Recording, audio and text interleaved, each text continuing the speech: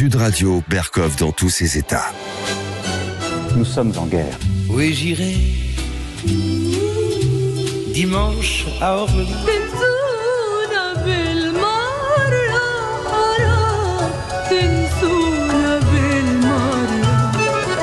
Oui, l'Ukraine, c'est la guerre d'Espagne de notre génération. Écrire l'histoire. Aujourd'hui, nous sommes internationaux, dans Berkov, dans tous ses états. Et d'abord, je voudrais remercier vraiment nos auditeurs, ceux qui nous écoutent en direct, ceux qui nous écoutent sur YouTube, ceux qui nous écoutent en voiture et partout. Vous savez qu'on est à près de 900 000 abonnés sur Sud Radio.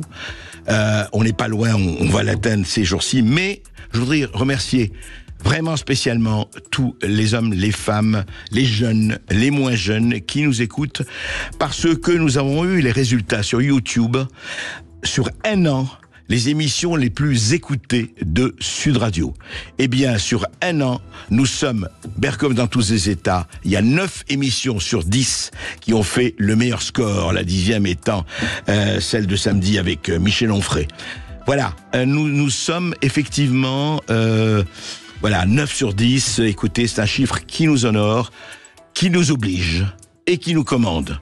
Donc merci beaucoup à vous. Et puis maintenant, attachez vos ceintures, nous allons au Liban. Sud Radio, votre attention est notre plus belle récompense. Merci à toutes vos équipes pour la radio du rugby, parce que grâce à vous, on peut suivre les matchs et c'est juste génial. Sud Radio, parlons vrai. Ici Sud Radio. Les Français parlent au français. Je n'aime pas la blanquette de veau. Je n'aime pas la blanquette de veau. Sud Radio, Berkov dans tous ses états. Pourquoi un certain nombre de pays qui jouent un très grand rôle, un pays cher à nos cœurs, un pays qui disait de la France c'était notre mère miséricordieuse, est en train, j'espère pas du tout de disparaître, mais qui est, comme a dit un ministre que nous recevons, sommé de mourir à petit feu. Ce pays, c'est le Liban. On en parle tout de suite. Sud Radio, Berkov dans tous ses états. Le fait du jour. C'est une des plus grandes chanteuses du monde, Fayrouz, la Libanaise Fayrouz. Zorouni, c'est-à-dire venez me voir, visitez-moi. Je vais émettre un petit avis personnel. Moi, ce que j'aurais aimé, c'est que ce soit elle qui chante le chant d'inauguration des Jeux Olympiques de 1924. De 2024, bien sûr. Oui, plutôt qu'Ayana Koumara, j'ai rien contre Ayana Koumara. Mais enfin, Fayrouz, c'est autre chose. Mais là, nous allons parler effectivement du Liban et nous sommes très heureux de recevoir M. Hector Hajar. Vous êtes ministre des Affaires sociales, ministre libanais des Affaires sociales. Hector Hajar, et vous avez écrit une tribune dans le Figaro que nous avons lu et que m'a fait réagir. Justement, vous savez, c'était Paul Valéry qui disait nous autres civilisations, nous savons que nous sommes mortels. Mais il y a des pays aussi qui sont mortels, hélas, et qu'on laisse un peu... peut-être pas agoniser, mais on se demande si on n'est pas en soins palliatifs. Ce Liban qu'on a célébré comme la Suisse du Moyen-Orient pendant très longtemps, ce Liban de lait, de miel, etc. Qu'est-ce qu'il y a? Il meurt à petit feu, vraiment? Bonjour pour tous les auditeurs de Sud Radio. Oui, ce qu'on sent maintenant au Liban, que le pays, il est en train de mourir à sang-froid. Il y a, nous vivons une stratégie de remplacement. Une stratégie de remplacement de la population libanaise. Ouais. Mais ce n'est pas dans la guerre, ni à travers la guerre. Une stratégie de remplacement où on a reçu, en 2011, où on a ouvert nos frontières pour recevoir suite à la guerre en Syrie, à recevoir les Syriens. Combien de migrants syriens on a reçu les Syriens inconditionnellement. Maintenant, ils sont 2 100 000. Sur une population totale? Sur une population de 5 millions. Sur une population qui est à peu près 5 millions. On a dépassé les 35%. Et il ne faut pas oublier que le Liban, en 1948, il a accueilli les réfugiés palestiniens. Il y en a au Liban maintenant 400 000. Donc il y a 2 400 000 migrants. Enfin, 2 500 000 migrants, avec taux de natalité pour les Libanais 1% par an, taux de natalité pour les Syriens 4% par an. Et sur 5 nouveau-nés, on a un Libanais, 4 qui sont Syriens. Un parmi les 4, il est enregistré. Il a des papiers officiels. Et les trois autres sans papiers officiels. Donc, si vraiment on s'arrête un peu, on fait le point et on regarde l'avenir de ce pays. L'avenir de ce pays, c'est un pays où il va changer démographiquement dans quelques années. D'ici quoi, 10 ans, 20 ans, enfin même pas. Même avant, si les problèmes contenus dans une certaine gravité, comme on a vécu entre 2019 et 2022, il y a eu dans le Liban plusieurs problèmes. Covid-19, explosion de Beyrouth, la révolution, la dépréciation monétaire, le blocage des banques. Donc tous ces problèmes, ils ont aggravé la situation du pays. Et on a nos jeunes et nos familles jeunes, ils ont quitté vers le monde arabe, ils ont quitté vers l'Europe, vers le Canada, et maintenant ils sont installés là-bas. Et la plupart qui ont quitté, ce sont des personnes cultivées, ce sont les médecins, ce sont les architectes, cadres, sont les cadres. Donc ils ont quitté. Et au niveau de même les salariés qui sont dans le cadre public. Et à haut niveau, dans le secteur public, à haut niveau, ils ont quitté le pays. Oui. Mais alors, justement, qu'est-ce qui fait que, alors vous parlez presque d'un grand remplacement, on pourrait dire, quelque part, et c'est vrai, mais qu'est-ce qui fait que rien n'a pu empêcher ces 2 millions de migrants syriens d'arriver et surtout de rester? Les Syriens, dans le temps, ils avaient le rêve de venir au Liban. 2, le gouvernement libanais et l'autorité libanaise, ils n'ont fait rien au début de la guerre. Ouais. Ils attendaient que la guerre se termine dans quelques jours et après les Syriens vont retourner. Ok, ils vivaient dans l'illusion. 3, le gouvernement n'a pas pris ce dossier, ce grand dossier. Elle n'a pas géré ce grand dossier. Elle n'a pas appris de l'histoire d'accueil des Palestiniens. 4, on n'a pas fait des camps sur les frontières. Nous nous sommes divisés. Et ils sont maintenant, les Syriens, ils sont partout dans le pays, dans des camps et dans les villes et dans toutes les municipalités. Ils sont présents dans 1050 municipalités de pays. C'est-à-dire sur tout le territoire. Dans tous les territoires libanais. Et les frontières, ils sont laissés. Ils sont libres maintenant. Et à chaque crise, il y a des personnes qui viennent d'une façon illégale, qui entrent d'une façon illégale après le tremblement, après les crises économiques, et où il y a des problèmes. Lorsqu'il y a des problèmes en Syrie, un bombardement parfois, donc ils viennent et ils vivent au Liban. Ou ou pour rester dans le Liban, ou pour utiliser le Liban comme un passage pour aller ailleurs en Europe. Ailleurs. C'est ça. Ouais. Et donc, si vous voulez, au fond, aujourd'hui, vous avez l'impression, et on a l'impression même de l'extérieur, que on regarde ça, on se dit, mais voilà, on se sent nous impuissants. Et vous dites justement, vous faites appel à la communauté internationale. Mais franchement, Monsieur le Ministre, vous y croyez encore à la communauté internationale? À dire vraiment, on se sent impuissant, oui, mais lorsqu'on se sent puissant, nous sommes bloqués. Ouais. Et lorsqu'on on prit la décision, on fait un pas vers l'avant d'appliquer les lois, de fermer les frontières, de faire retourner les personnes qui ne sont pas qui ne sont pas réfugiés. Légale, etc., donc il y a la pression internationale de la communauté internationale. À savoir une chose que mais ils vous disent quoi, la communauté internationale? C'est normal, ils sont là, mais tant pis, restez là, etc. Les Syriens qui sont au Liban, ils ne sont pas des réfugiés. Il y a une petite partie qui sont des réfugiés. Et la plupart, ils sont des personnes qui sont venues pour des causes économiques. Donc, la communauté internationale les vise comme réfugiés. Et ils sont sous la loi internationale. Et donc, à chaque fois, tu bouges pour faire quelque chose, pour régler leur affaire. Même, il y a 80% des crimes qui se font dans le pays à cause de ces personnes. Il y a dans les prisons 30% des prisonniers dans les pays sont des Syriens. Si ces Syriens, tu veux appliquer la loi, tu veux les renvoyer à leur pays, la communauté internationale intervient et dit, il faut arrêter. Il faut arrêter. Donc, alors attendez, quand ils vous disent il faut arrêter, non mais c'est intéressant, mais on va peut-être, est-ce qu'ils vous donnent les moyens de dire, attendez, arrêtez, très bien, nous avons 2 millions de personnes sans compter les Palestiniens, comment on fait pour les entretenir, pour nourrir, est-ce qu'ils travaillent, etc.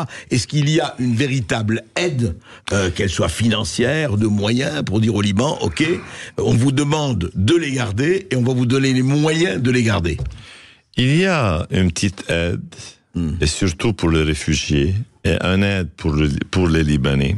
Mais à fur et à mesure, en 2011, il y avait une aide qui est grande, et maintenant l'aide diminue. Et ce qu'on a peur maintenant, et ce que j'ai peur, qu'en 2025, qu'il n'y aura pas d'aide, et que la responsabilité de ces Syriens elle est jetée sur nous en tant que gouvernement libanais. Ouais. Vous voulez dire que ça peut s'arrêter complètement? Oui, voilà. Maintenant, l'UNRWA, suite à le problème, Gaza, après la guerre de 7 octobre, il y a arrêt de paiement pour les Palestiniens. Et tu sais qu'au Liban, il y a 250 000 Palestiniens qui reçoivent de l'UNRWA du cash. Il y a les écoles qui sont soutenues par l'UNRWA. Il y a plus que 600 malades cancéreux qui sont traités. Donc, il y a 3 000 salariés. Maintenant, si vraiment ils arrêtent le financement à l'UNRWA, donc il y a plus que de 150 000 personnes qui sont, jetées à la responsabilité de qui? À la responsabilité du gouvernement libanais. Et maintenant, le gouvernement libanais, il ne peut pas vraiment supporter la population libanaise.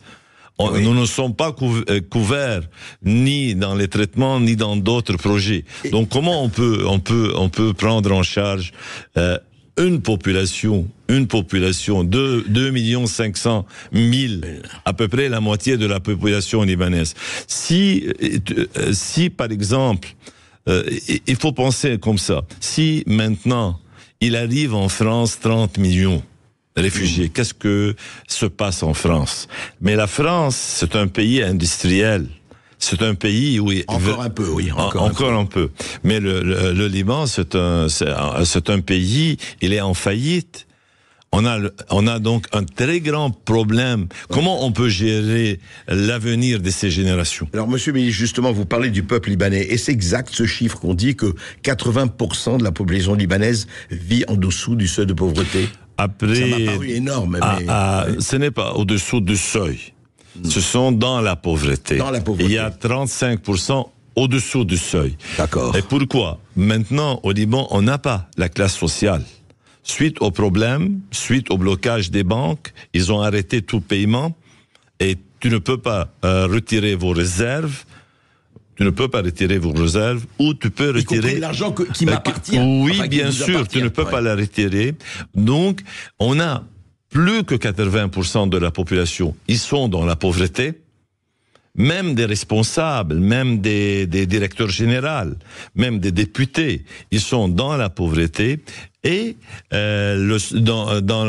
au-dessous du seuil de pauvreté, nous sommes dans la marge de 30-35%. Ce qui est quand même énorme. Juste une chose. Alors aujourd'hui, la Syrie, enfin, on peut dire, il y a des choses, il y a évidemment les problèmes avec Israël, il y a les problèmes de l'État islamique, et comme ça existait, on n'est plus en 2011. comment il se fait? La Syrie n'a rien fait pour dire, bon, maintenant, vous pouvez rentrer. En tout cas, nous sommes dans, je ne dirais pas une situation de paix absolue, mais enfin, ça va beaucoup mieux qu'il y a 10 ans. Il n'y a rien côté, c'est-à-dire ça ne bouge pas côté syrien pour dire, retournez, maintenant vous pouvez retourner. Dans le discours officiel, ils disent qu'ils doivent retourner. C'est un discours officiel. Mais dans la réalité, pour qu'ils retournent, il y a un long processus.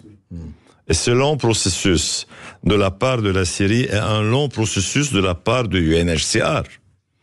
Et donc, il y a une complémentarité entre les deux processus. C'est une complémentarité d'intégration dans le Liban. Ah ouais, parce que le but c'est ça. C'est l'indirect. C'est l'indirect, ouais, j'ai compris. De la part de la Syrie, il y a un long processus. De la part de UNHCR, ils disent que s'ils reviennent à leur pays, donc ils seront torturés. Ouais. Donc, si tu regardes à la fin, ces gens, donc, ils vont rester, et ça fait 12 ans qu'ils sont dans le pays, et il y a des personnes qui sont déjà nées au Liban, oui, bien sûr. et ils ne savent pas la Syrie. Et donc le grand projet, ce que je pense que on vise de les intégrer dans le Liban, c'est pour cela que je parle de remplacement. Alors restez avec nous après une petite pause, on va juste poser une dernière question. Que faire, le fameux que faire, avec Hector Hajar, ministre libanais des Affaires sociales, et puis juste après cela. Et puis vous aurez la parole aussi au 0826 300 300 pour réagir ou pour poser toutes vos questions. À tout de suite sur Sud Radio. Sud Radio Berkov dans tous ses états, midi 14h. André Berkov. Ici Sud Radio. Les Français parlent au français. Les carottes sont cuites. Les carottes sont cuites. Sud Radio Berkov dans tous ses états. Et nous sommes toujours avec Hector Hajar, le ministre libanais des Affaires sociales. Effectivement, un portrait très lucide et très préoccupant de ce qui se passe au Liban. Et encore une fois, le Liban, il est loin. Non, il n'est pas loin. Et ce qui se passe au Liban peut se passer ici, peut se passer ailleurs. Donc c'est important d'écouter ce qu'il y a. Mais justement, vous êtes à Paris, Monsieur Hajar, vous dites, voilà, qu'est-ce que fait effectivement la communauté internationale? On n'en a pas beaucoup. Est-ce que vous allez continuer à laisser faire? Et comme vous dites est-ce que le Liban, voilà, on va le laisser mourir à petit feu, on va le laisser en soins palliatifs, ou laisser comme ça, vous savez, voilà, c'est le triste sort des rapports de force, on ne peut rien y faire. Ou bien, quand vous appelez effectivement à une réaction internationale, laquelle précisément, qu'est-ce qu'on peut faire concrètement? Concrètement, il y a plusieurs niveaux. Pour la communauté internationale, ce qu'on cherche de repenser et revoir la réalité. Et cette réalité va entraîner ou une guerre dans la région, ou la paix dans la région. Notre avenir, il est relié. Oui, il faut le comprendre. Ce qui se passe dans la région. Bien sûr. Il faut le comprendre. Pour la diaspora, je lance un appel. Il faut savoir les priorités. La diaspora libanaise. Oui, bien sûr, oui. La diaspora libanaise. Il faut savoir que le Liban, il est en grand risque et à remettre les priorités et à réallumer une vraie dynamique de faire face.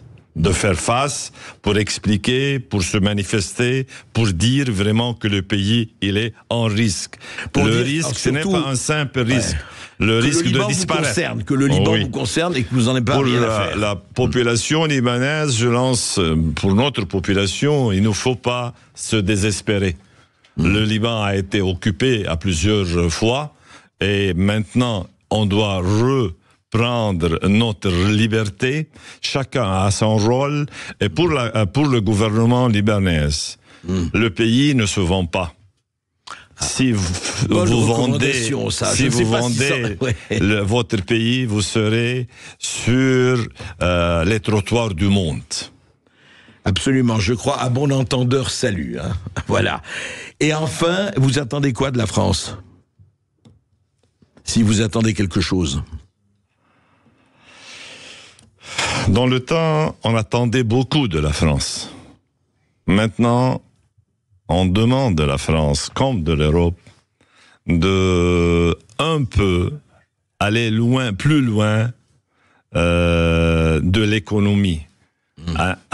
Elle tisse ses relations sur l'économie. Qu'est-ce qu'on a besoin et qu'est-ce que la France a besoin. Dans le temps, il y avait des relations avec le Liban et dans le temps, il y avait des relations même dans le Moyen-Orient. La paix de l'Europe et la paix de la France, elle est due à un changement de regard. Maintenant, les réfugiés syriens, ils seront en Europe dans les jours qui vont venir, et à savoir que maintenant, il y a chaque jour des bateaux qui glissent dans la mer. On ne peut pas les empêcher.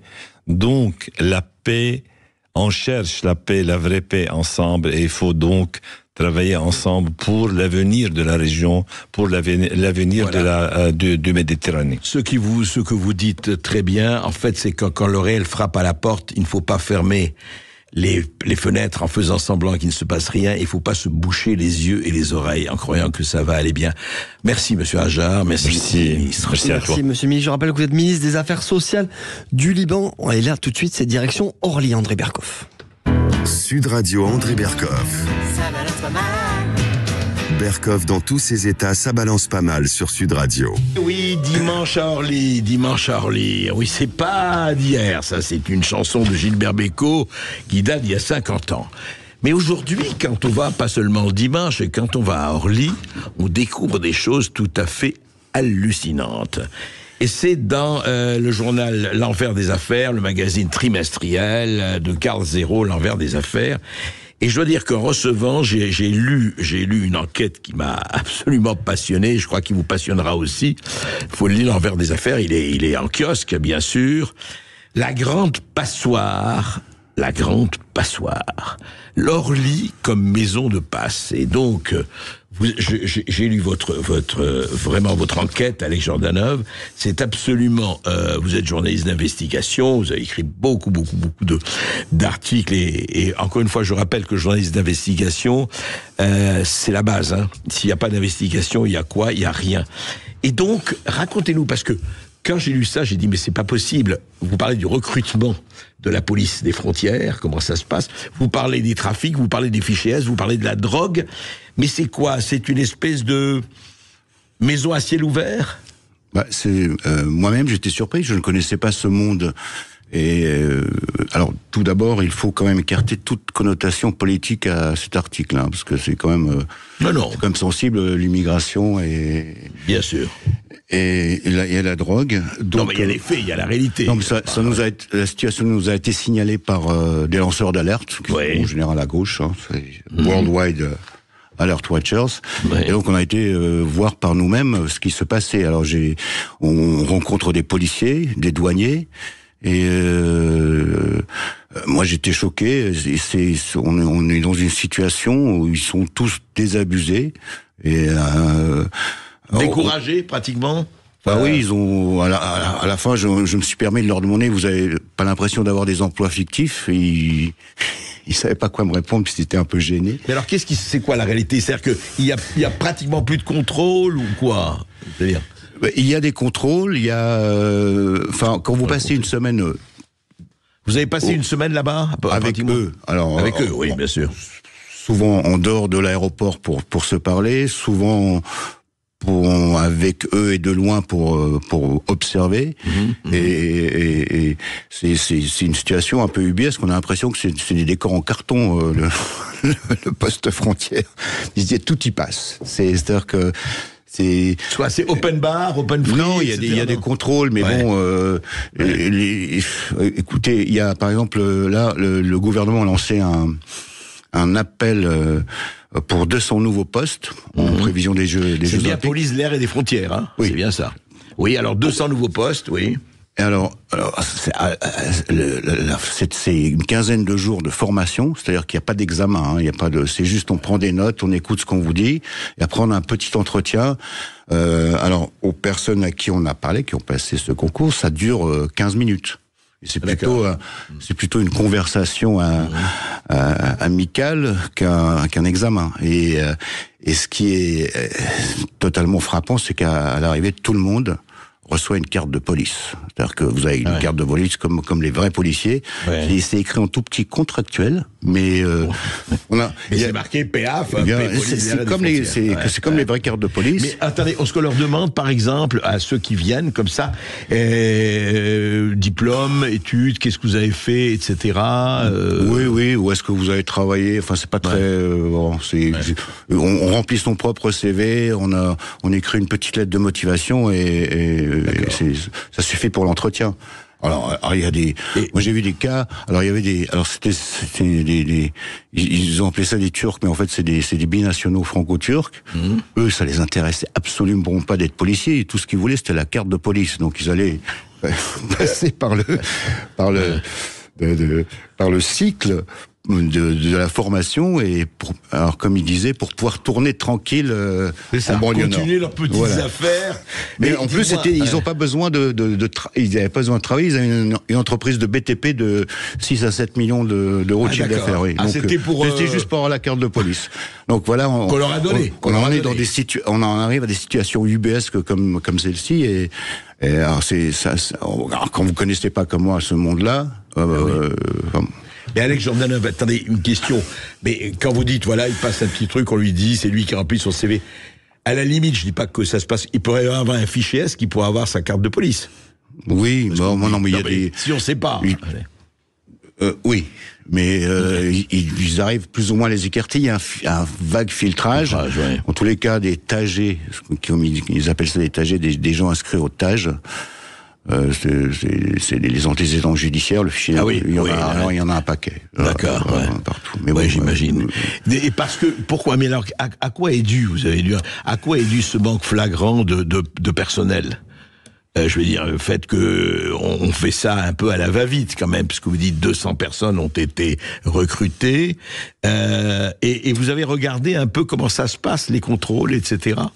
Alors ils appellent ça des aubettes, c'est l'espèce de guérite qui vous arrive en préfabriqué quand vous arrivez pour présenter votre passeport. Il y a un petit ordinateur, etc. Donc, c'est comme hallucinant. Ils ont même pas d'uniforme, ils ont un gilet police des frontières et en dessous du rose, du orange.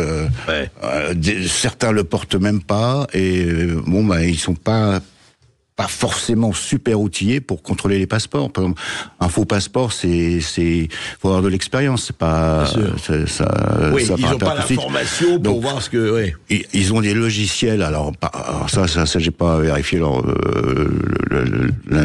la nature du logiciel, mais le logiciel parfois bug, est très lent, donc ce qu'on voit à l'écran c'est le nom et la photo et fichier S, ils n'ont pas tous les éléments pour pouvoir contrôler un passeport, et c'est très compliqué de savoir si le visa est vrai ou faux, et après il y a j'ai découvert toute une sorte de technique pour arriver en France. Comment ça se passe? Alors, il y a par exemple, en avion, c'est plutôt pour les gens fortunés, par exemple, pour ceux qui viennent en bateau ou ceux qui essaient d'aller en Angleterre en Zodiac, c'est plutôt pour les gens qui n'ont pas les moyens en avion. Par exemple, il y a des gens qui prennent l'avion d'Afrique, qui arrivent au Brésil, ils prennent un vol inter à l'Amérique du Sud jusqu'au Suriname. Après, il y a une petite frontière entre le Suriname et la Guyane, c'est un fleuve. C'est des pirogues, des ferries, tout le monde arrive en France. Une fois qu'on est en France, c'est fini. On prend l'avion Cayenne-Paris, c'est terminé. Donc si on fait tout ce circuit-là, on peut y arriver. Il y a aussi... Cayenne est en France, ça va, on est tranquille, quoi. Tranquille. Comme ceux qui vont à Mayotte. Aujourd'hui, vous avez vu, il y a un circuit de l'Afrique qui va à Mayotte. C'est exact. Une fois qu'on a posé le pied, donc c'est pour ça qu'ils essaient de changer le statut de Mayotte, mais c'est bon. Mais c'est changer la Constitution, oui, ça c'est compliqué. Il y a des techniques comme vous êtes marocain. Vous achetez 2 billets, un pour Tunis, un pour Paris. Vous passez les contrôles de police à l'aéroport de Casablanca. Faut quand même coordonner un petit peu les horaires des avions. Vous dirigez vers l'avion de Tunis, où il n'y a pas besoin de visa.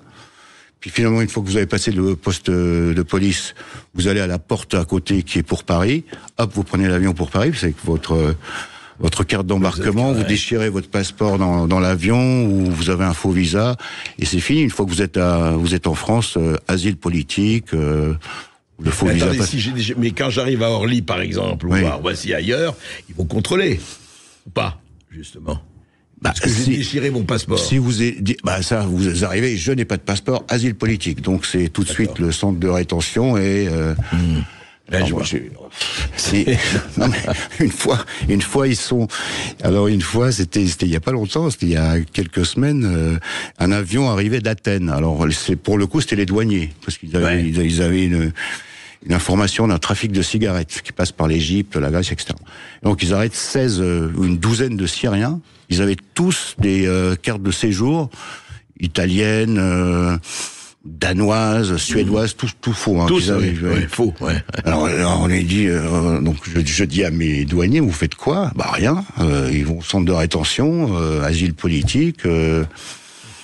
D'accord. Et c'est hallucinant. Quelques jours plus tard, ils prennent le tramway pour aller à la place d'Italie.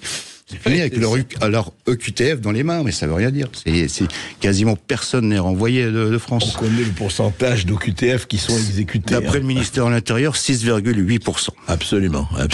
Donc en 2022. Mais alors, comment se sentent justement, vous en parlez encore une fois, vraiment, lisez-le, cette enquête dans le magazine L'Envers des Affaires, la grande passoire des aéroports. Mais Alex Jordana, vous disiez au départ, en début d'entretien, qu'ils étaient un peu découragés, un peu la police, enfin la police de l'air et des frontières, qui sont là, dont c'est le métier. Ils disent quoi ? On est impuissant. Bon, c'est comme ça. On peut pas faire autrement. C'est comme ça. C'est quoi ? Ils se disent, on peut plus rien faire. Alors, il y a une autre situation. Il y a une autre situation qui illustre bien leur travail. Parfois, les avions ne se garent pas à la passerelle, ils se garent un peu plus loin et un bus vient vous chercher. Tout à fait. Donc, le bus, en fonction d'où vous venez, vous dépose en zone Schengen, c'est-à-dire pas de contrôle, ou en zone internationale. Souvent, les bus chargés de passagers de zone non Schengen, vous déposent en zone Schengen. Alors, tout le monde passe, tout le monde est dans la rue. Par paresse ou ils font exprès ? Dans les bus. Alors moi ils m'ont dit que quelqu'un prend un petit billet. Parfois ils ont besoin de faire passer des copains, mais ça c'est bon. Alors donc on les dépose en zone Schengen. Alors ils ont découvert ça parce que des passagers revenaient, parce qu'ils se disent mais comment ça, il n'y a pas de contrôle ici. Ils revenaient, ils voulaient leur tampon pour être en situation régulière. Et donc ils découvrent ça. Donc alors, ils font ce qu'ils appellent une brève. Et ça monte dans les hautes sphères de la hiérarchie. Et puis voilà, c'est terminé. Donc parfois il y a une enquête, parfois il y en a pas. Enfin, donc, au bout de plusieurs années de ce travail-là, ils sont fatigués, ils sont vraiment désabusés. Bien sûr. Et puis il y a la frontière, c'est quand même aussi la drogue. Ça c'est ubuesque. Oui, vous en parlez, c'est incroyable. Alors, et juste un mot avant, on va passer juste un mot avant les. Non, mais c'est passionnant. Qu'est-ce qui se passe avec la drogue, ou qu'on avale, qu'on injecte, qu'on fait extraire, on sait comment? Racontez-nous, en tout cas, un exemple de... Alors, ce qui s'est passé, c'est que les Hollandais ont resserré les boulons à l'aéroport d'Amsterdam, puisque avant c'était une entrée première de la cocaïne, en provenance d'Amérique du Sud. Donc, ils se sont rabattus sur Orly, puisque Cayenne, avant ça faisait Suriname, Amsterdam, leur ancienne colonie. Mais là, c'est Cayenne, Paris. Mais là, c'est Cayenne, Paris. D'accord. Et alors, et chaque avion qui arrive de Cayenne a entre 10 et 30 ce qu'ils appellent des boulteux. Alors, j'ai découvert ce terme-là. Des boulteux. Ceux qui avalent des boules de cocaïne, des petites pastilles d'environ 10 grammes. Donc, ils en avalent... ça peut aller jusqu'à 1 kilo. Il y a même eu 2 kilos. Et qu'ils extraient à l'aéroport, enfin après... C'est-à-dire qu'il y en a par chaque vol, tous les jours, là à Orly, tous les jours, il y a au moins 10 à 20 personnes dans l'avion qui ont ingéré... Qui sont des boulteux. Ouais, qui sont des boulteux. Hallucinant. Et parfois, les trafiquants envoient un éclaireur pour se faire attraper. Ouais. Ah oui. Et les autres passent derrière. Et même certaines hôtesses, parfois, pour arrondir les fins de mois, elles avalent que 2-3 petites boulettes. Hein. Et donc c'est un cercle infernal. Et finalement, vous vous retrouvez à l'Hôtel-Dieu, puisqu'il y a une procédure. Alors ça requiert beaucoup de monde. Là, ça va être 3 policiers pour une personne. Et là, ils sont mis dans ce qu'ils appellent, pardonnez-moi l'expression, le couloir à caca. C'est-à-dire que c'est des pièces où on leur donne les laxatifs, ils attendent qu'ils aient déféqué la drogue. Après, elle est passée dans une machine, une espèce de machine lessiveuse. Tout ça s'est mis sous scellé et hop, c'est direction le tribunal de Créteil. Et puis voilà, ils ont. Ça, c'est ceux qu'on attrape. Ceux qu'on attrape. Oui. Et vous dites que c'est pratiquement 1 sur 10 qu'on attrape. Enfin, on ne sait pas. On ne sait pas, mais il y a entre 10, 20, parfois 30 boulteux par avion. Et il y en a du Cayenne-Paris, il y en a 2 par jour. Non. Alex Jordanov, merci vraiment en tout cas, c'est passionnant cette enquête. On voit, voilà, c'est la face cachée du dimanche à Orly. Vous voyez, c'est plus le dimanche qu'on connaît, c'est d'autres dimanches. Merci. Merci beaucoup d'avoir été avec nous et on rappelle que l'envers des affaires est toujours disponible en kiosque ou chez votre marchand de journaux. On marque une courte pause sur Sud Radio et on revient dans un instant pour les perles, les huées et les bravos. À tout de suite.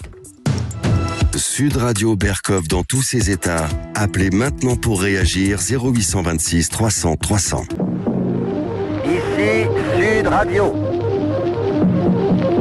Les Français parlent au français. Je n'aime pas la blanquette de veau. Je n'aime pas la blanquette de veau. Sud Radio Berkov dans tous ses états. La France est-elle en guerre ? Alors sur la Russie, on se pose des questions par rapport à Russie-Ukraine, mais par rapport à Gaza, on se demande si on peut encore se poser des questions après ce qui s'est passé à Sciences Po. À tout de suite. Sud Radio Berkov dans tous ses états. Et Brassens, c'est vrai, quand on est con, on est con. C'est vrai qu'on se pose des questions aujourd'hui. Hein. On va reparler effectivement, voyez, aujourd'hui, Valérie Hayé, la candidate effectivement à la tête de la liste Renaissance, dit que nous sommes uniques, c'est Chamberlain et Daladier. Et puis alors, Benjamin Haddad qui dit que non, c'est la guerre d'Espagne. Nous sommes effectivement l'Ukraine, c'est l'Espagne républicaine, lâchée par l'Europe molle aux fascistes de Franco. Et puis aussi, la guerre, c'est Gaza. Ah non, mais c'est plus à Gaza. On va en parler tout à l'heure avec Jacques Beau, l'opération déluge d'Al-Aqsa et Max Milo. Mais auparavant, oui, Gaza, non, c'est à Sciences Po. Voilà, maintenant, on a importé effectivement un certain nombre de conflits et on les règle ici, évidemment, il faut le dire, de façon assez minable. On marque une courte pause sur Sud Radio, on se retrouve après les infos de 13h. André Berkov reçoit un expert qu'on connaît bien sur Sud Radio, Jacques Beau, qui sort un nouvel ouvrage, Déluge à l'Aqsa. À tout de suite sur Sud Radio. Sud Radio. Parlons vrai. Parlons vrai. Sud Radio. Parlons vrai. Sud Radio. Parlons vrai. Ici Sud Radio. Les Français parlent au français. Les carottes sont cuites. Les carottes sont cuites. Sud Radio Berkov dans tous ses états. Écoutez, ne me dites pas que la France n'est pas un pays intéressant. Vous voyez, aujourd'hui, par exemple, il y a deux vertus. On ne va pas s'occuper du social, le pouvoir d'achat, le chômage, l'inflation, la dette publique, 3 000 milliards. Oui, non, mais ça, c'est rien. Ce qui compte, c'est l'IVG, inscription de l'IVG en la Constitution, très bien. Demain, la fin de vie. Troisièmement, le consentement, viol ou pas. Tout ça est très important, mais c'est intéressant qu'aujourd'hui, on ne parle plus que du sociétal. Le social, bon, écoutez, on verra quand on aura le temps, hein, ne nous embêtez pas avec ça. Mais en revanche, la guerre, la guerre, oui. La guerre, plus elle est loin, plus ça nous passionne. Et on comprend cela. Regardez la guerre Russie-Ukraine, très intéressant. On entendait, vous savez, les élections européennes approchent et c'est très simple. C'est que si on veut défendre l'Europe, il faut défendre l'Ukraine. Il faut absolument vaincre Poutine, sinon l'Europe est fichue. Rappelez-vous, Valérie Hayé, tête de liste Renaissance des élections européennes. Voilà ce qu'elle disait, Valérie Hayé, il y a quelques jours. Daladier et Chamberlain. Aujourd'hui, Le Pen et Orban. Les mêmes mots, les mêmes arguments, les mêmes débats. Nous sommes à Munich En 1938. Non, Valérie Ayer, oui, Munich, mais il y a mieux, Benjamin Haddad, hier, député Renaissance. Nous ne sommes pas à Munich en 38, nous sommes à la guerre d'Espagne, nous sommes en 1936. Écoutez, Benjamin Haddad, lors du vote, effectivement, sur savoir si on est d'accord ou pas avec le pacte Macron-Zelensky pour 10 ans, pacte de sécurité sur 10 ans, voici ce que disait, entre autres, Benjamin Haddad, député Renaissance. Écoutez. Merci Madame la Présidente, Monsieur le Premier ministre, Mesdames et Messieurs les ministres, chers collègues. La guerre est à nos frontières. Dans un contexte de division partisane, les députés débattent de la réaction à avoir. Nous sommes le 31 juillet 1936 à la Chambre des députés pour un débat sur la guerre d'Espagne. Faut-il armer la jeune République espagnole en proie à un putsch des militaires soutenu par les régimes fascistes en Italie et en Allemagne? Alors que la menace est à nos portes, les calculs politiciens court-termistes, les divisions et renoncements l'emportent. Déjà la lâcheté des uns, déjà la fascination pour les hommes forts étrangers des autres. Bernanos, témoin des massacres dont sont victimes les républicains espagnols, dénonce les bien-pensants et l'esprit de résignation qui domine à Paris. Cette guerre paraît loin, compliquée. Qui se rappelle aujourd'hui des combines tactiques au sein de la coalition du Front populaire? La semaine suivante, Léon Blum propose un pacte de non-intervention signé par les pays européens qui tous s'engagent à ne pas livrer d'armes et rester en dehors du conflit. La belle affaire. Comme d'habitude, la non-intervention est seulement respectée par les démocraties, soucieuses du droit, mais violées par les régimes totalitaires qui livrent les armes aux militaires. L'Espagne républicaine s'effondre. Un avant-goût des années sombres à venir. Les grandes manœuvres sanglantes du monde étaient commencées, écrit Malraux. La petite conquête des régimes fascistes se creuse. Les démocraties ont montré leur faiblesse. D'autres renoncements suivront. Après la Catalogne, les Sudètes, puis Varsovie et finalement Paris. Toutes les époques sont différentes. Mais l'histoire porte en elle toujours un avertissement. Celui d'une nature humaine violente et dangereuse que les traités et les institutions ne domptent pas toujours. Celui du risque de l'effondrement quand on baisse la garde. Oui, l'Ukraine, c'est la guerre d'Espagne de notre génération. Voilà, l'Ukraine, c'est la guerre d'Espagne de notre génération. On est parfaits, nous les Français. Alors Bernanos, Malraux, le Front populaire, Léon Blum, la non-intervention. Écoutez, monsieur Haddad, moi, je comprends. C'est légitime, et chaque opinion est légitime, et chaque prise est légitime. Légitime, en tout cas, a le droit de s'exprimer. Mais il y a une chose que je ne comprends pas. Si vous êtes dans cet état d'esprit, qu'attendez-vous pour former les brigades internationales?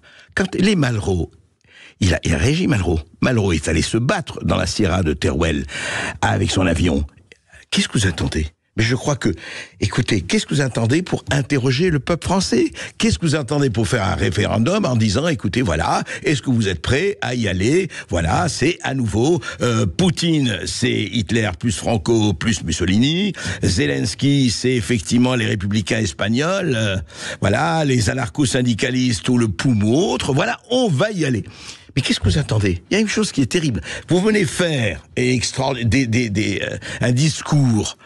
Mais les actes, assez d'actes des mots, c'est ça la devise. C'est un peu embêtant, vous savez, quand ces guerres s'inscrivent comme ça et donnent prétexte.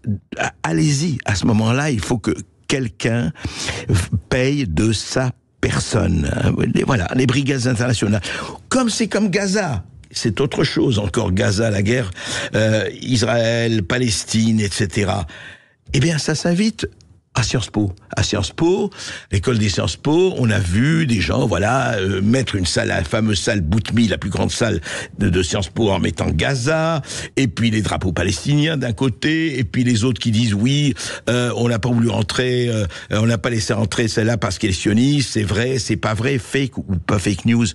Mais je vais vous dire, au-delà de la véracité ou pas, qu'on soit à faire une guerre de frontières et qu'on mime de façon complètement ridicule cette guerre tragique, effectivement, qui se passe au Proche-Orient, pour faire des espèces de manifestations à Sciences Po et pour montrer qu'on est des guerriers, que ce soit à Sciences Po ou à l'Assemblée nationale, on mérite mieux que ça.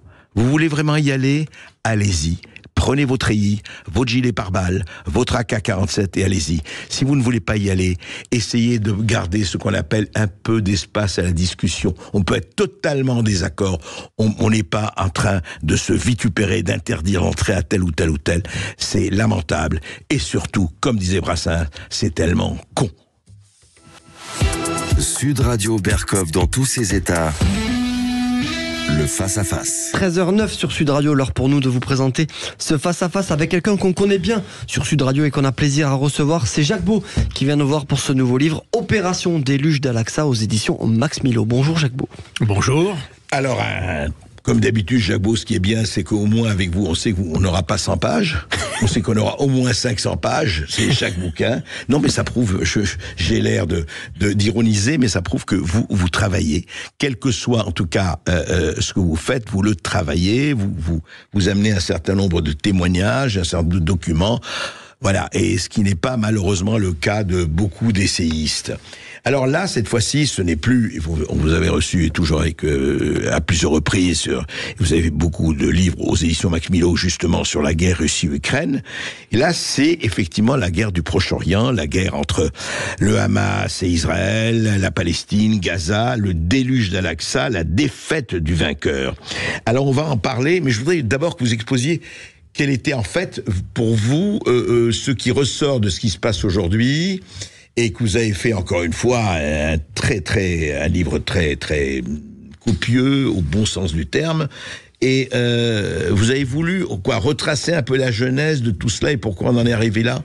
Alors en réalité, le point de départ de ma réflexion, c'est qu'on se trouve finalement dans une situation qui est pas très éloignée de celle de l'Ukraine. C'est-à-dire qu'on a des conflits qui aujourd'hui sont dominés par le narratif. Et en réalité, ce que vous venez de dire tout à l'heure, d'évoquer, pour ces rappels à l'histoire, on retrouve la même situation. C'est-à-dire qu'on est dans des situations, d'abord des conflits qui auraient pu être évités si on avait respecté le droit international. Parce que dans les deux cas, on est un peu dans la situation du vase qui déborde. Alors, faut-il le faire déborder à gauche ou à droite? C'est peut-être la question qu'on peut se poser. Mais en réalité, on est dans des conflits qui résultent d'une accumulation d'erreurs, de mauvaises interprétations, de non-action d'ailleurs, au niveau politique. C'était le cas, on a beaucoup parlé des accords de Minsk, on pourrait citer encore beaucoup d'autres choses dans la genèse du conflit en Ukraine, où les Occidentaux d'ailleurs sont responsables. Même chose pour Gaza, parce que quoi que l'on puisse dire du 7 octobre, il y a une préhistoire au 7 octobre, et cette préhistoire, elle est connue.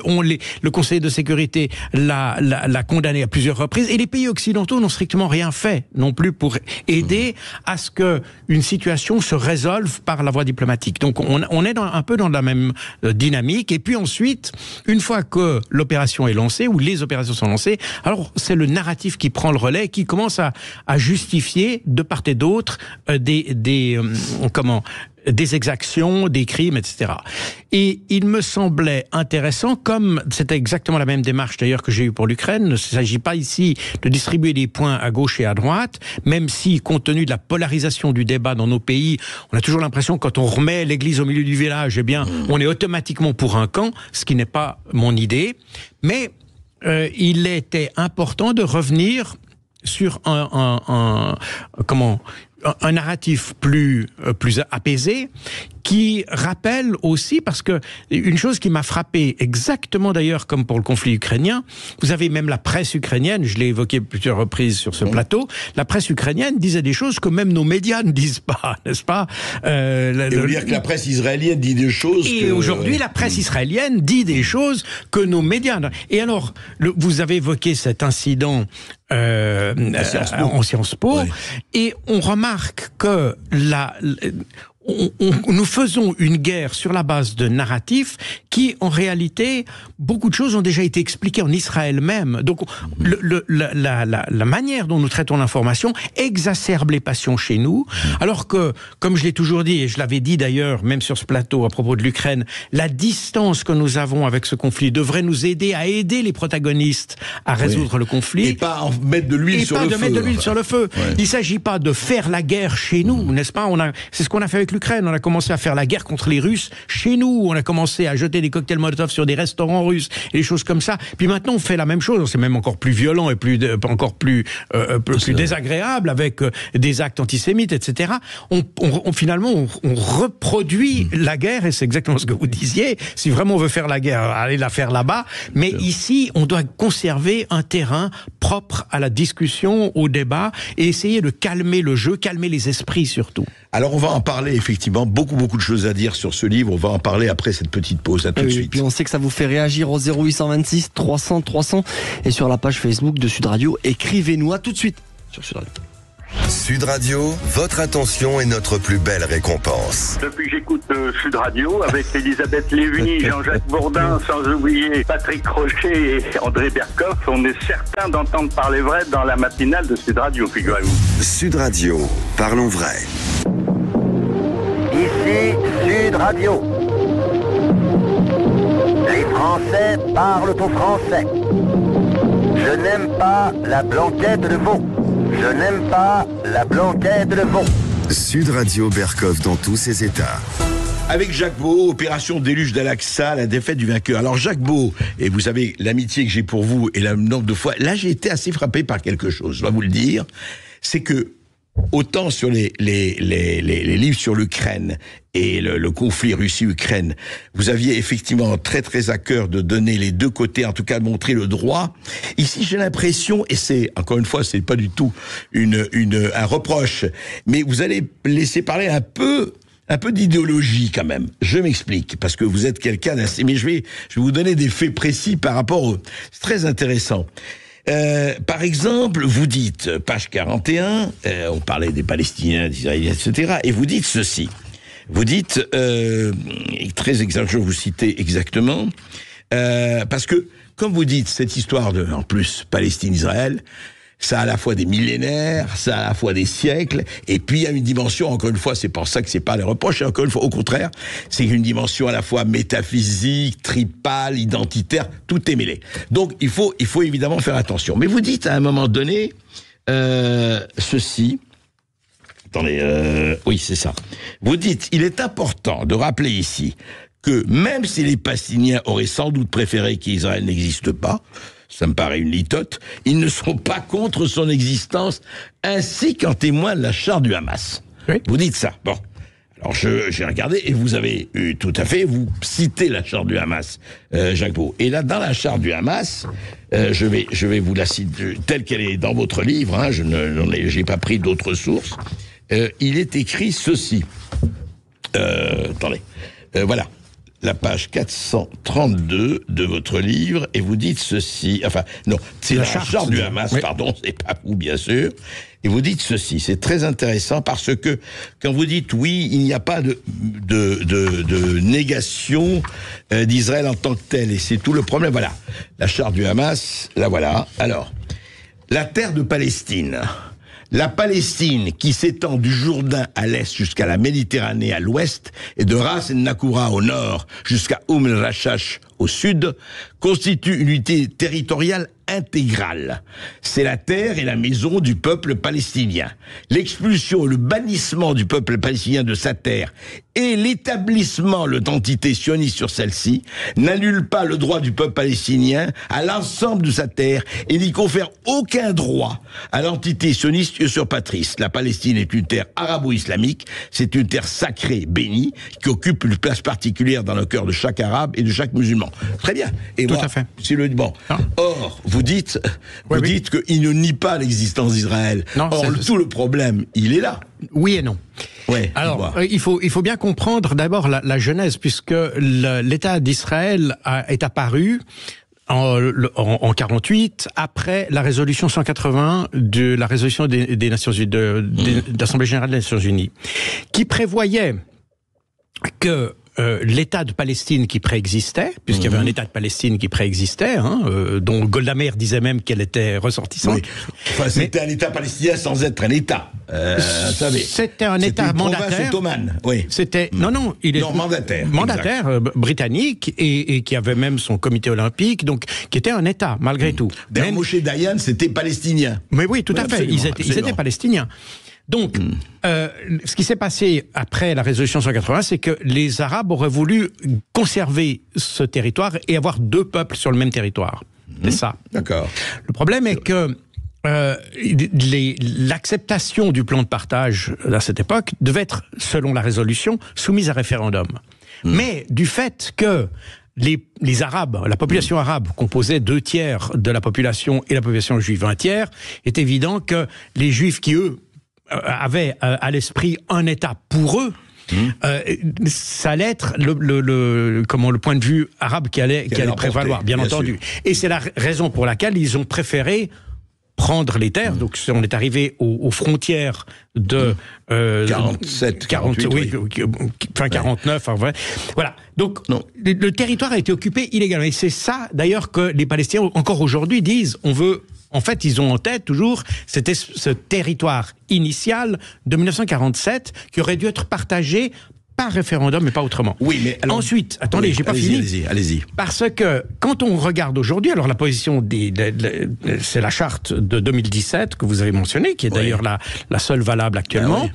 Et depuis, les Palestiniens ont bien réalisé qu'il était irréaliste de ne penser qu'à retrouver, si vous voulez. Alors il y a la charte qui est là, mais on a, et je le cite à plusieurs reprises, dans le discours et dans les propositions faites d'ailleurs par les Palestiniens, y compris le Hamas d'ailleurs, l'idée de revenir aux frontières de juin 1967. Oui, mais attendez. Jacques Beau, vous dites ça, mais en même temps, j'ai un ressenti, parce que moi, je ne dis pas, c'est dégueulasse ce qu'ils disent. Il y a quand même des gens, et des millions de gens, qui disent, et c'est tout le problème, et là, effectivement, je trouve que vous n'êtes pas assez clair là-dessus. Quand ils disent, aujourd'hui, on l'entend, y compris en Europe, from the Jordan to the sea, Palestine will be free. Oui. Du Jourdain à la mer.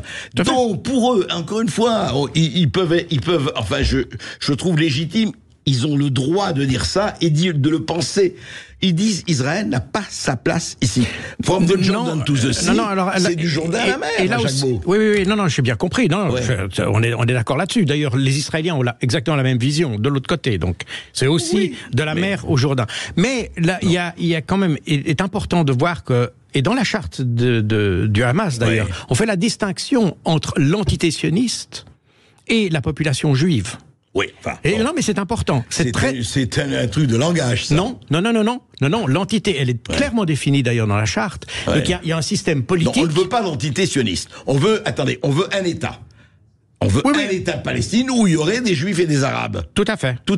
C'est l'idée d'ailleurs que certains évoquent même chez nous. Mais Jacques Beau, moi, l'expert que vous êtes, l'expert de l'intelligence, etc., je vous pose la question, compte tenu de tout ce qui s'est passé, et on peut effectivement, moi je dis pas qu'il n'y a pas les torts d'un côté, les torts de l'autre, il n'y a pas le blanc et le noir, justement. Évitons le mécanisme imbécile. Mais, et vous croyez vraiment aujourd'hui, je dis pas peut-être demain, vous croyez qu'un État aujourd'hui, un État palestinien où juifs et arabes vivraient en toute, je ne dirais même pas fraternité, mais en toute coexistence pacifique, vous savez très bien que c'est une aberration non, bien entendu. Non, on est tout à fait d'accord là-dessus. Et moi, oui, mais c'est ce qu'ils disent.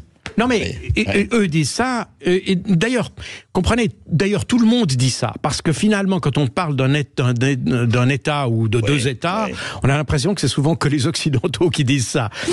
Et donc c'est un peu ça la problématique. Moi d'ailleurs je ne me prononce pas en faveur d'une solution à un ou deux États, je dis c'est à eux de déterminer ça, et c'est notre tâche est de les amener à une table pour pouvoir discuter de ça. Alors, je me rends bien compte des difficultés que ça représente, donc il ne faut pas non plus être naïf.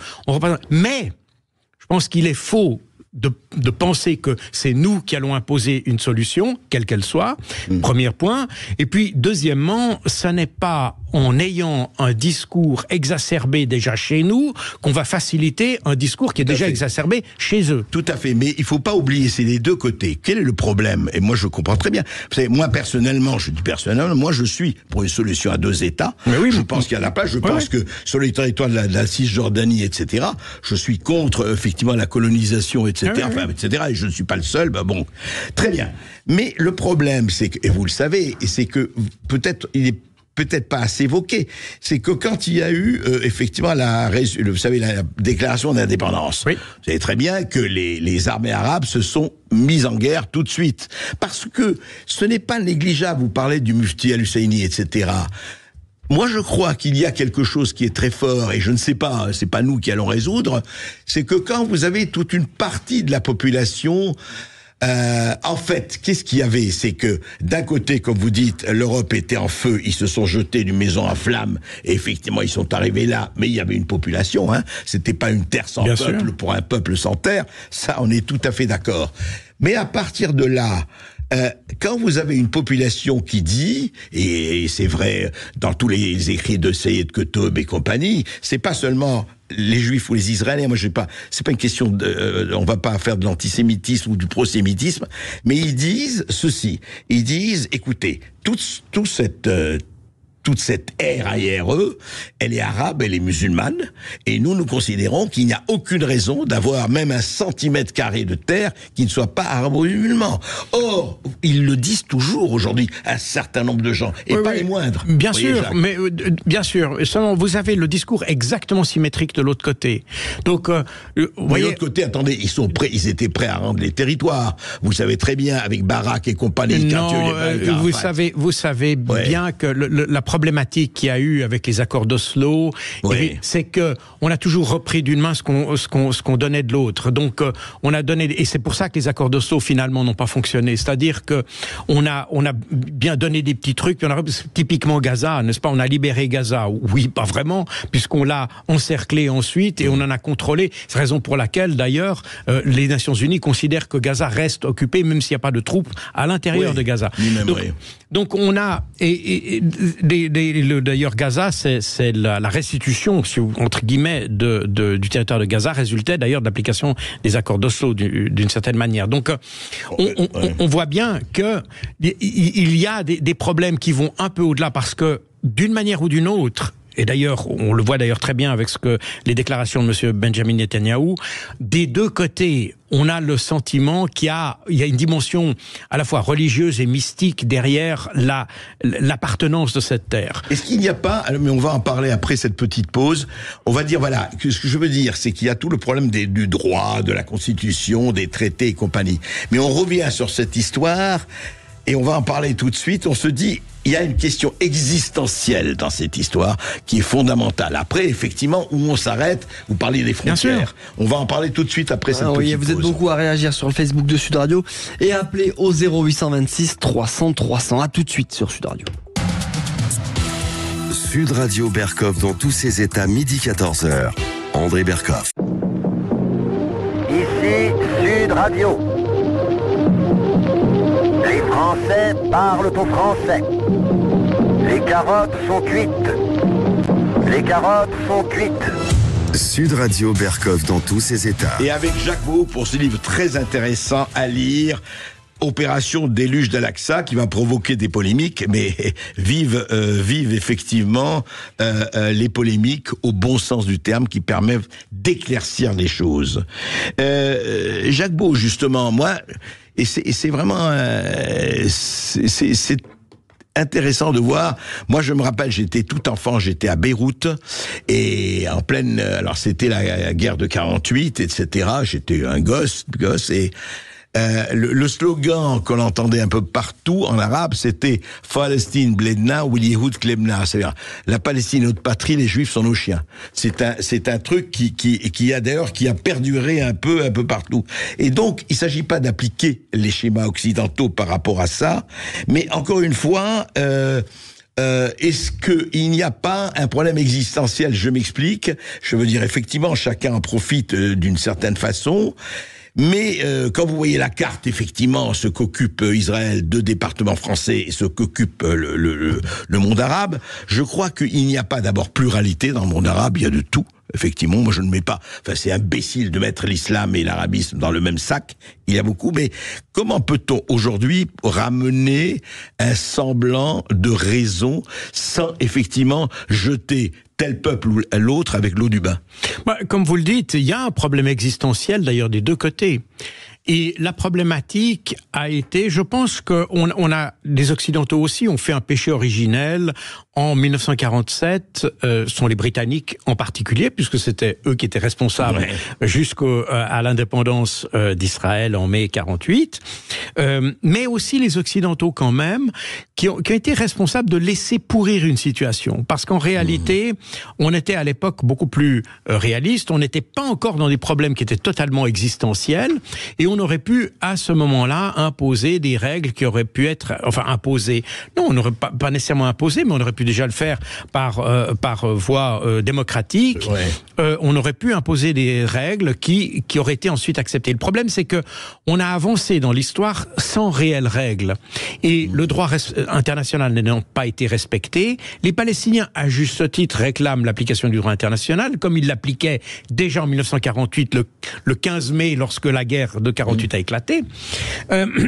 Oui, sauf qu'ils ont refusé. Pourquoi ils ont fait la guerre? Pour dire, attendez, Israël ne doit pas exister, vous êtes d'accord? Non, c'est pas vrai. Non, ils ont rien refusé. Ils ont lu le texte de la résolution en 1980 qui prévoyait... En 48, vous voulez dire? En 47, celle de 47, oui. Donc ils avaient lu la résolution qui prévoyait que la création, non pas d'Israël, mais de 2 ou même 3 États, il y avait l'État juif, parce qu'on ne parlait pas encore d'Israël, donc un État juif, ou un État arabe, oui, à partir de 48, on parle d'Israéliens. Oui, mais bon. C'était entendu, ça. Non, mais dans la résolution, on parle d'un État juif, d'un État arabe, et d'une Jérusalem internationale. Ça, c'est ce qui est dans la résolution. De 47, oui. De 47, exactement. Et ce partage, quel qu'il fût d'ailleurs, parce qu'il y avait une proposition, cette fameuse carte qui circule, qui est une proposition, mais il aurait pu y avoir autre chose. Bien sûr. Et ça devait se faire par des voies démocratiques. Mais, comme les milices juives à l'époque ont pris du territoire, d'ailleurs, il n'y a qu'à lire la mémoire de Ben Gourion, il l'explique très très clairement. Et ces milices ont pris le territoire avant même qu'il y ait eu n'importe quelle résolution, et sur cette avant qu'il y ait eu n'importe quel référendum, et puis le 14 mai, on a déclaré l'indépendance d'un État. Et c'est là où les Arabes ont dit, voilà, la situation est figée, on ne peut pas accepter que la situation soit figée. Et donc on fait la guerre. Donc ils n'ont pas refusé le plan de partage, ils ont refusé la manière dont le plan de partage... Et ça, c'est un peu d'ailleurs toute l'histoire de ce conflit.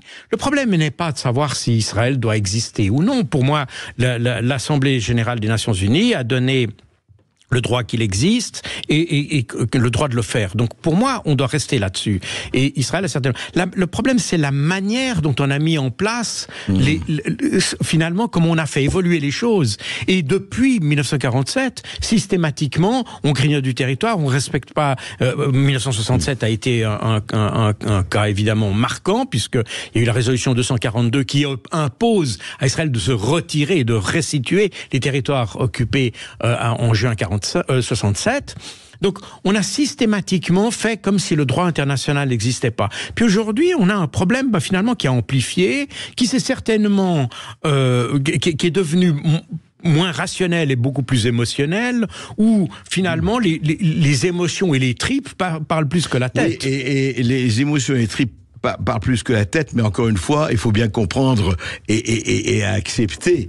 Il ne s'agit pas de donner la primauté à cela, mais que comme c'est des histoires millénaires, effectivement, ça ne se passe pas uniquement. Parce que quand vous dites non juste l'état de droit, mais l'état de droit, écoutez, la Jordanie en tant que telle n'existait pas.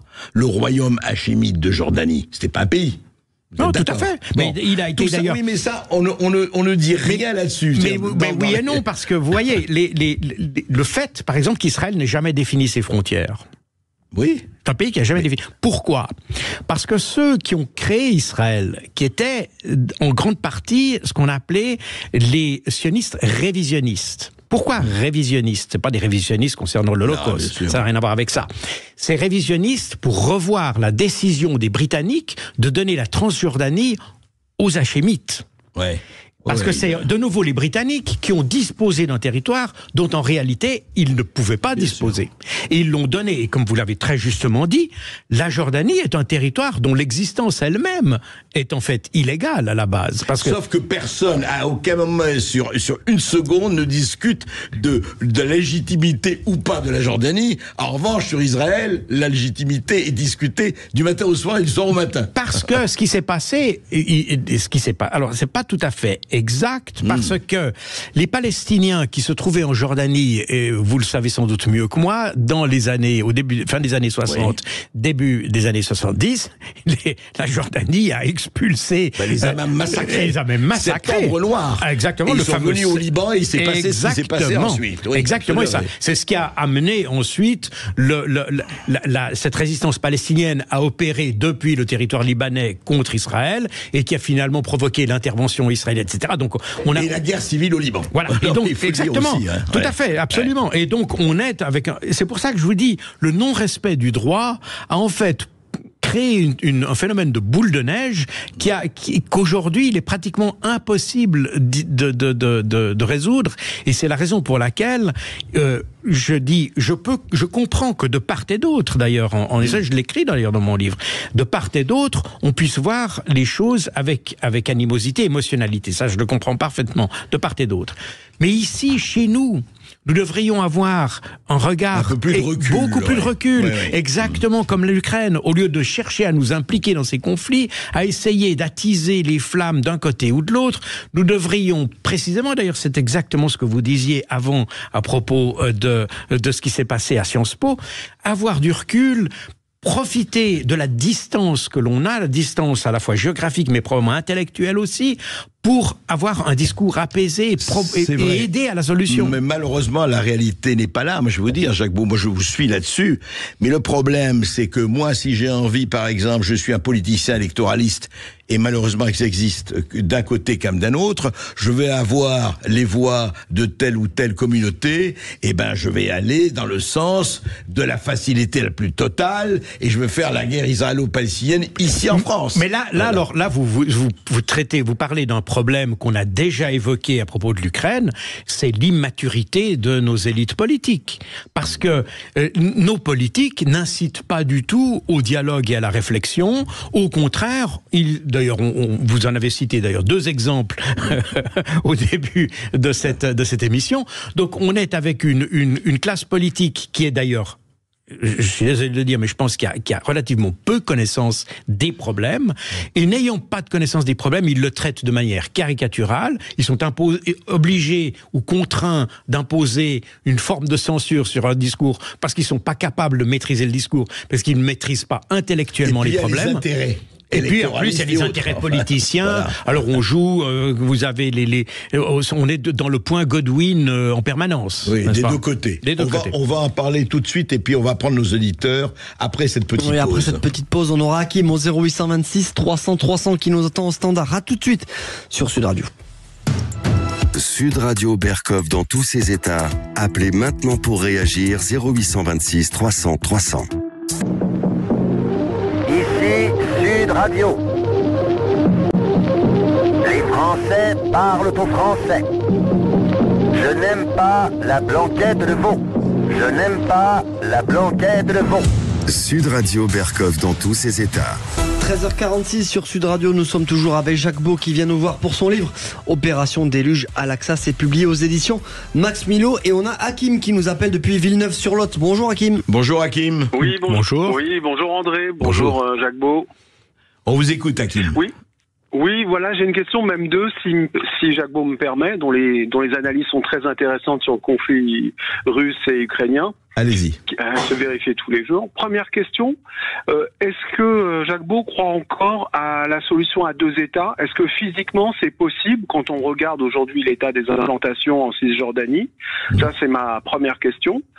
Et ma deuxième question, est-ce qu'il n'a pas l'impression que les fanatismes religieux, l'extrémisme religieux, le suprémacisme religieux des deux côtés n'a pas remplacé finalement le combat nationaliste qu'il y avait des deux côtés d'antan dans ce conflit? Ouais, intéressant.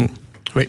Est-ce que le religieux c'est deux questions très intéressantes. Ouais. Comme j'ai dit tout à l'heure, moi, je n'ai pas de, passez-moi l'expression, religion sur la question de un ou deux États. Je pense, mon cœur pencherait plutôt pour une solution à deux États, si je peux dire ça comme ça, puisque c'était l'idée des Nations Unies en 47, et je pense que c'est la solution la plus raisonnable. Mais on comprend bien qu'il y a des difficultés significatives à la mettre en œuvre, et qu'en définitive, ce sont les peuples eux-mêmes qui doivent se mettre d'accord sur cette question et qui doivent faire preuve de raison et de rationalité pour résoudre ça. Mais je comprends bien que la solution à deux États qui serait, à mon avis, qui serait probablement la meilleure, est difficilement applicable, notamment en raison, par exemple, des implantations qu'on a en Cisjordanie, parce qu'on a là une catégorie... Ça peut changer, ça aussi. Ça pourrait changer, mais on a vu d'ailleurs le gouvernement israélien a eu des problèmes considérables, a déjà évacué Gaza en 2005, et on pourrait s'imaginer, parce que la population qui est en Cisjordanie est une population qui est beaucoup plus, comment dire, beaucoup plus religieuse, alors justement, beaucoup plus extrémiste. Ça nous amène à la seconde question. Et ça nous amène à la deuxième question. Alors, vous avez raison de faire cette comparaison, parce que votre constatation, parce que en fait, des deux côtés, on a l'apparition d'un nationalisme religieux. Parce que quand on parle de l'islamisme, en réalité, c'est la définition de l'islamisme, c'est un nationalisme religieux. Et du côté israélien, et en particulier maintenant avec le gouvernement M. Netanyahou, on a un sionisme religieux. Donc vraiment, et le sionisme étant déjà un nationalisme juif, il est défini comme ça. Donc on a vraiment, effectivement, la combinaison aujourd'hui de sentiments nationalistes qui se sont juxtaposés à des sentiments religieux, et qui deviennent beaucoup plus difficiles, parce que tant qu'un nationalisme est axé sur des dimensions, j'allais dire, rationalisées, comme les frontières, disons, par exemple. laïques entre guillemets. Voilà, laïques entre guillemets, ou séculiers, enfin, on peut prendre différentes formulations. Ça devient beaucoup plus facile quand on est dans la rationalité. La religion, par définition, on n'est plus dans la rationalité, on est dans la croyance, et ça devient très compliqué, d'ailleurs, quelle que soit la religion et quelle que soit la situation.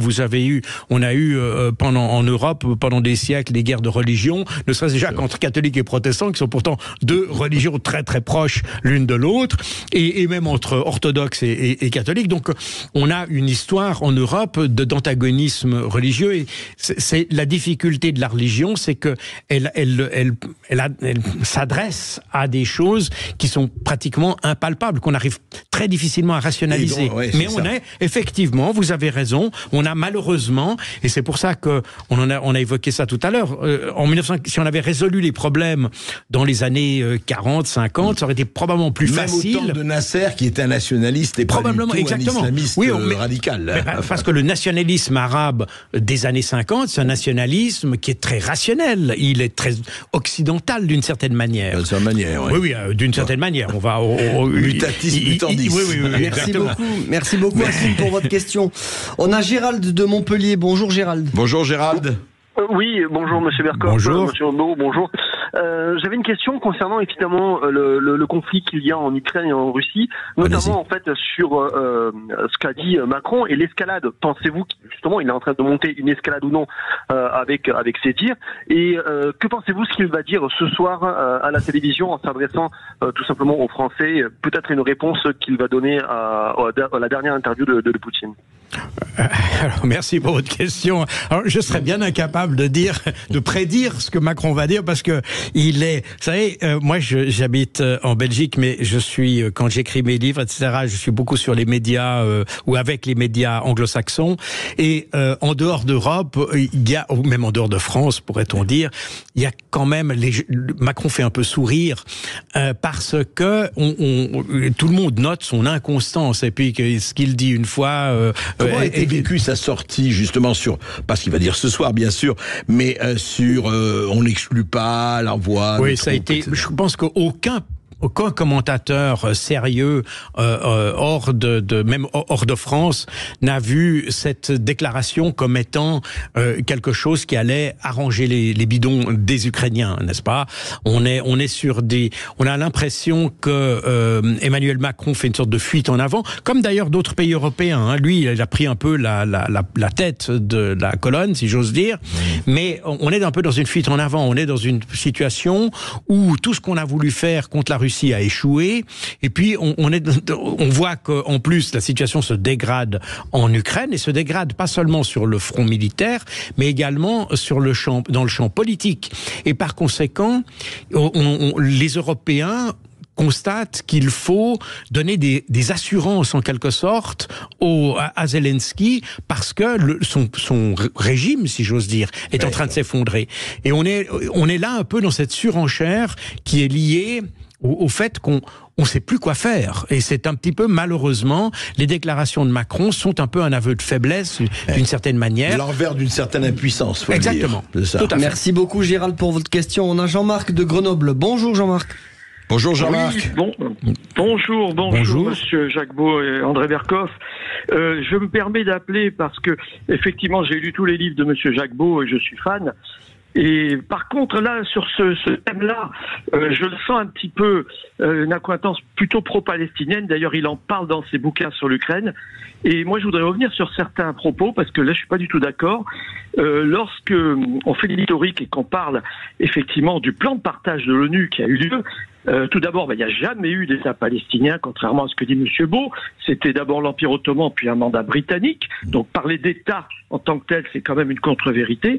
Et d'autre part, il y a eu un plan de partage de l'ONU en deux États. État arabe d'un côté, État juif, refusé par la partie arabe. D'ailleurs, aujourd'hui, ils doivent s'en mordre les doigts parce que cet État était bien plus avantageux, c'est clair, qu'ils ont actuellement.